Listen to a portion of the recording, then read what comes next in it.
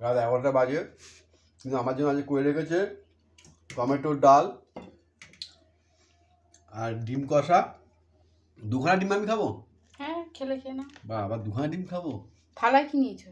আলুর চপ নিলাম আর রুটি দিয়ে ডাল দিয়ে খাবো, তারপর তরকারি দিয়ে ভাত দিয়ে খাবো। এই হচ্ছে রাত্রে আমার ডিনার বলে, তাই তো? তা খাওয়া শুরু করলাম ডাল দিয়ে রুটি। ডাল রুটি খেতে ভালো লাগে জানো?